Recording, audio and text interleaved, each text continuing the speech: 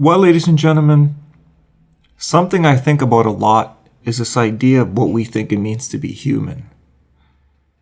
It makes me laugh because just being a self-aware person, we have this idea that somehow that means that's a human being, right? This thing that we have called self-awareness.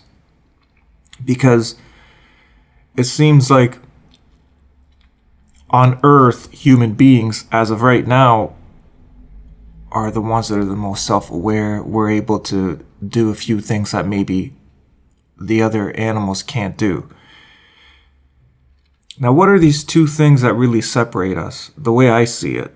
Because people are concerned about the fact that soon with technology, we're going to lose what it means to be human. And that makes me laugh because I kind of think, well, it means nothing to be human because there is no such thing as a finished product when it comes to being a human being. But when you look at people, right, what are the two things that makes us constantly change? Because when you look at other animals, everything constantly evolves and changes. Something slower.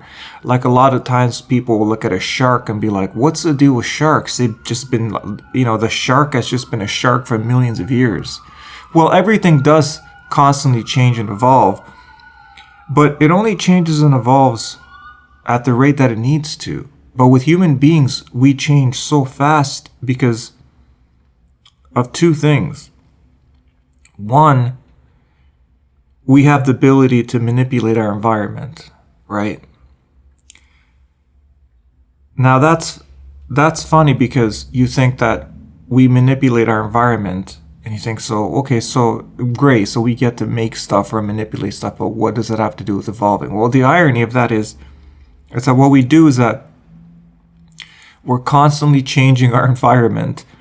And because we do that, we're constantly changing as human beings. Because what happens is the second you change your environment, you have to adapt to that new environment, right? So that's where people are scared of technology because they're seeing that we're sort of reaching an end point to classical human evolution, right? What we think of like this, because the idea is with technology in the next 20 years, the next 10, 20, 50, 100 years, the next 500 years,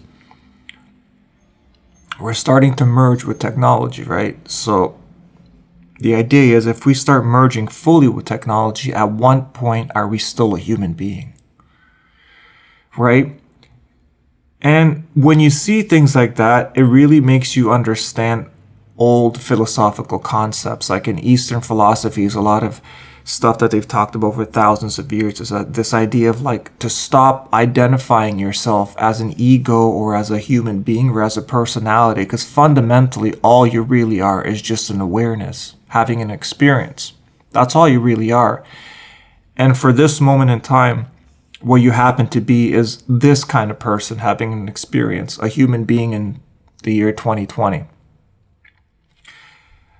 But what it means to be a self-aware thing that has an experience doesn't have to be a human being. Like when you think about just people living on other planets. So let's just assume logically that in this vast universe we live in, there's probably intelligent life out there everywhere. Now, they're not all going to look like a classic human being. So the idea of having this human experience or having a self-aware experience does not rely on this classical human being that we think of, right? This is just one version of it. So when people are worried about that, if we start merging with technology, we're going to lose what it means to be human. Well, yeah, we'll lose what it means to be this version of an awareness having an experience. So when you think of like, what are you doing? Well, I'm an awareness that's all you're ever doing. See, that's the thing. Those Eastern philosophies, the reason they try to break down this idea of the person is because fundamentally all you ever are is just an awareness having an experience. It just happens to be that now you're an awareness in this human body having an experience. But that's all it is. So my point is, if you took your consciousness and you uploaded it into a computer, you would be the same thing you are now, just an awareness having an experience, except instead of having this organic body, you would be in some sort of digital simulation. So what are you at that point? Well, you're an awareness having an experience. So that's all you ever are. You're in a digital simulation. You're an awareness having an experience. You're an organic human being. You're an awareness. So when you break it down fundamentally, all you ever are is an awareness having an experience, and there's infinite variations of that experience. You could be an awareness having an experience on another planet far away from here, right? So this idea of like, we think that the human being is the one that's having it. The human being is completely irrelevant. The classical human being that we know is just one variation of a way you could be an awareness having an experience. But we're so attached to this version is because it's all we know. It's the same reason why people kind of giggle at the idea of intelligent life out there, because it seems like some sort of silly unicorn magical thing. Like, what do you mean? Well, if you really if you really think about it, it's pretty logical and pretty plain. Yes, you're an awareness having an experience here on Earth in this organic body. I assume there's probably other types of beings having an awareness, that are self-aware, having an experience somewhere else in this universe, right? It's pretty logical. But it's hard, but when someone mentions it, it still kind of sounds silly to us, because the only version we understand of a self-awareness having an experience is this classical Earth person we know today, right? And so what is it about human beings, right? Why is it that we change so much, and can we stop it? Because the other question I always hear is people say, well, I'm kind of scared to where the future is going because we're going to lose a sense of what it means to be human. And that always makes me think, I don't think you can stop it. This idea of like, let's say we lost what it meant to be an awareness having an experience in this version that we are now, and we move to something else. I don't know how you can stop that. So this idea of being afraid of it or being concerned about it, it's like, what could we really do? Could we really just be like, okay, we've had enough, let's just stop? Because I'd be curious. This is what I'd be curious to. If I had the ability to travel, if I had like a machine where I can just go into it and just travel anywhere, just teleport myself anywhere in this universe where there's other intelligent life, I would love to do a survey of our universe as much as you can and see if there are any self-aware beings growing up in a civilization where they just said at one point, okay, we're done. We're going to settle right here. We're going to just stay right where we are. And this is why I think it's very unlikely. Going back to the beginning of the video, the two things that I think separates human beings, and most likely not just human beings, but any being with the level of self-awareness that we have, is one, we have the ability to manipulate our environment and change it. But the other thing that I think is very understated is the fact that self-aware beings, an awareness having an experience on any level, wherever you exist, we crave novelty. Now, this novelty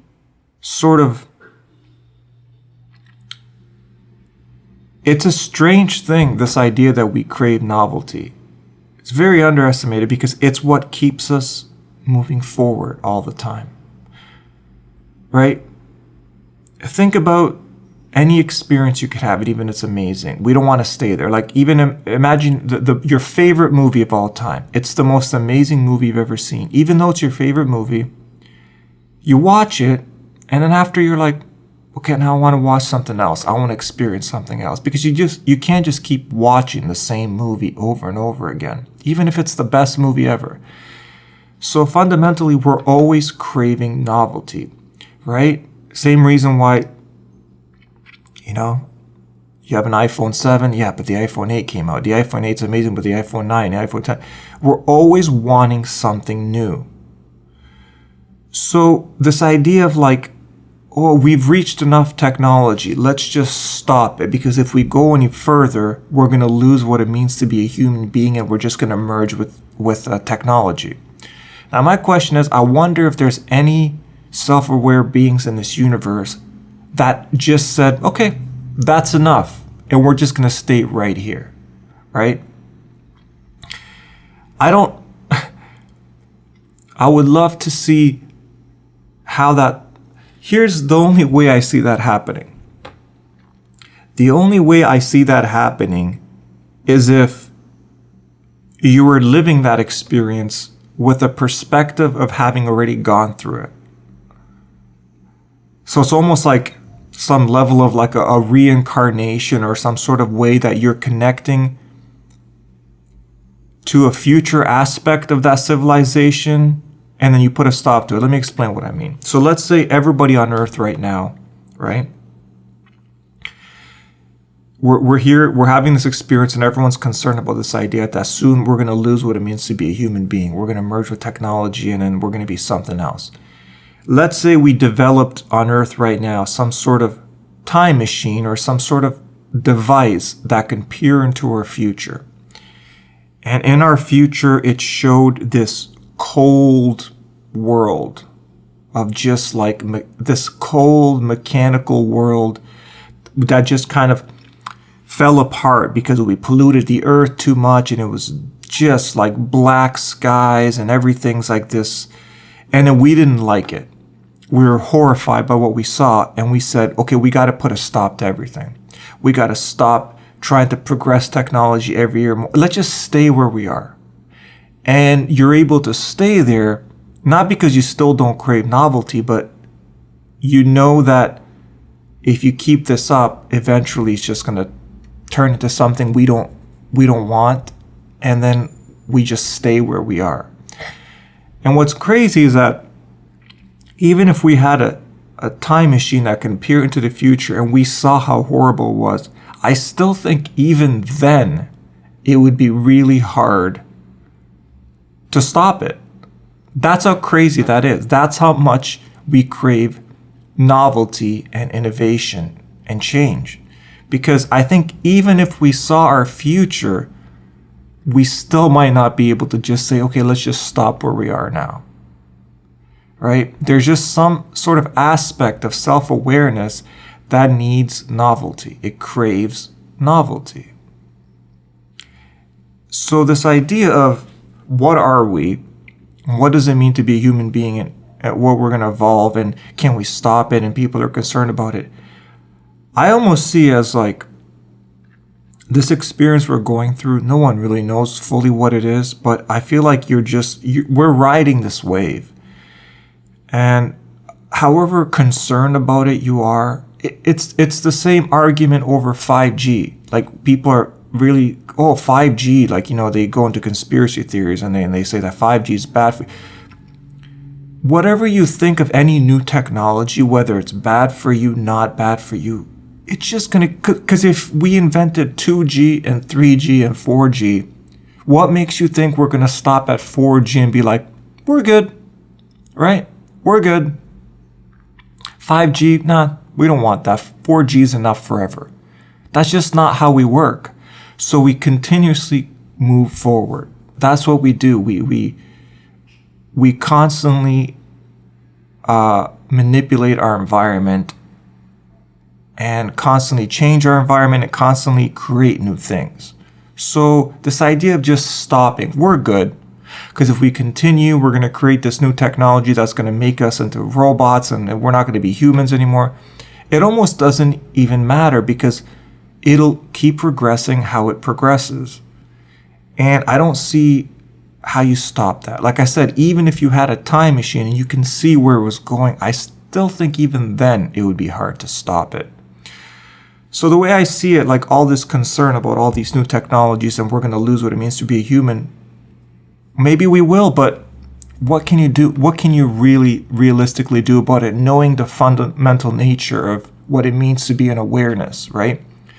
Because if you're self-aware, what is the first thing you do when you become self-aware?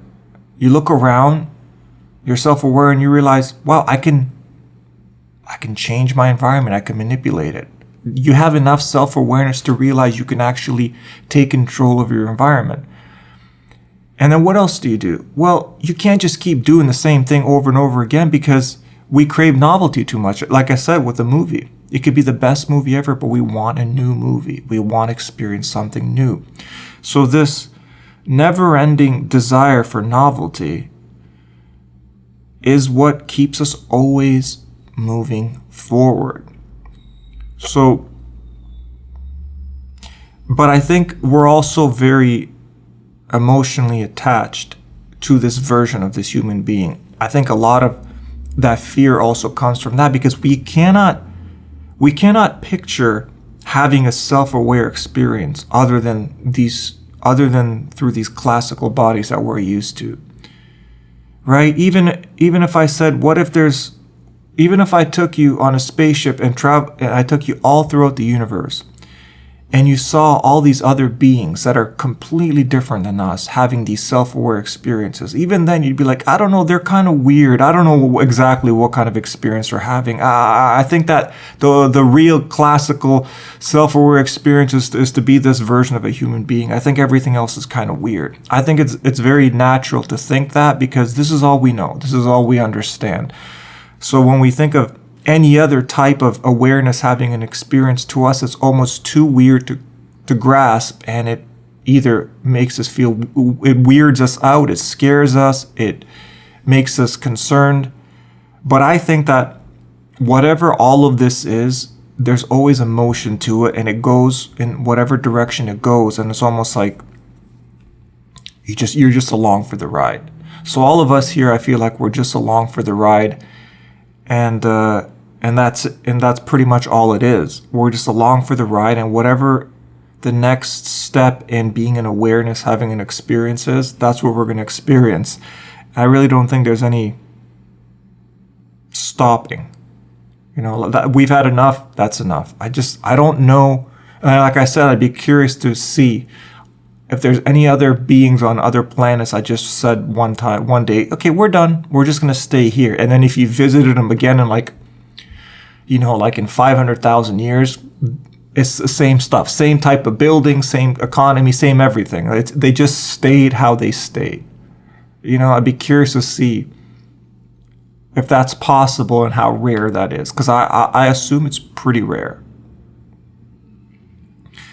So, yeah, I've been watching so many podcasts lately of people just talking about their concern about like the fact that we're going to lose what it means to be a human being, and I say, we're along on this ride. Whatever the next stage is what the next stage is. And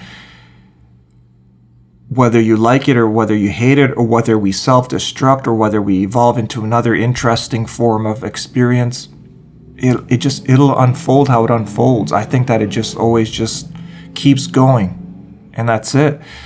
And but I think our desire for novelty is the most underestimated thing. We just constantly want to experience something new. And I think that if fundamentally all we are is an awareness, having an experience, even whatever you believe in, whether you believe in that your awareness can exist in other dimensions, right? Because some people think that we're this physical thing and we die and that's it. Some people believe that we have this awareness that exists in another dimension, right? Even if you believe that, that makes you realize even more that, like, wow, if you're an awareness that exists in another dimension, you're excited to have any kind of experience, right? So you would be excited to have what people call a bad experience as much as you would be to have a good experience, because it's an experience, it's novelty, right? I say that to people sometimes, and they literally look at me like I'm insane. I say, imagine if you're just this infinite awareness that's eternal. It's like, they're like, and then I tell them, what if somebody chose to come back here and experience life as a homeless person? And somebody will literally look at me like I'm insane. Like, are you crazy? You really think that someone would choose to come to Earth and live life as a homeless person? And I say, okay, I know it sounds crazy. I know it sounds ridiculous, but think about it from the perspective of being this infinite awareness that's just craving a new experience. You know, it'd be like this. Imagine you were this eternal awareness and you're locked inside of this room. And inside of this room, you can't go anywhere. You're just locked inside of this room for eternity. But in this room, there are infinite video games you can play. And you've let's say you've played like 500,000 video games already. As amazing as those 500,000 video games are, eventually you want to crave a new experience. So there's this new video game. Now this video game's a little different than the first 500,000 you've experienced. This video game has a lot of scary things in it. And you think, well, I don't want to experience that because it has scary things like being homeless and starving and going through rough stuff. But after you've played those 500,000 video games for so long, you're going to crave this video game. Even though this video game is not technically fun, it's kind of hard and challenging and destructive and painful, you're going to still want to experience that because just the novelty of a new video game, a new experience, you're going to experience it. So from that perspective, you're not looking at things as good and bad. You're just looking at it's a new experience. So you're just basically excited to experience anything new. So if the last experience you still have left is to be a homeless person on Earth, that excites you from that perspective, even though the actual experience is painful because it's a new experience. That's how much we crave novelty, that we'll even experience being homeless just for the sake of it because we want to experience something new. And I think that's the most fundamentally powerful thing about being a self-awareness, is this constant search for novelty. And that's basically the theme of this video, and I'll leave it at that. Have a good day. Bye.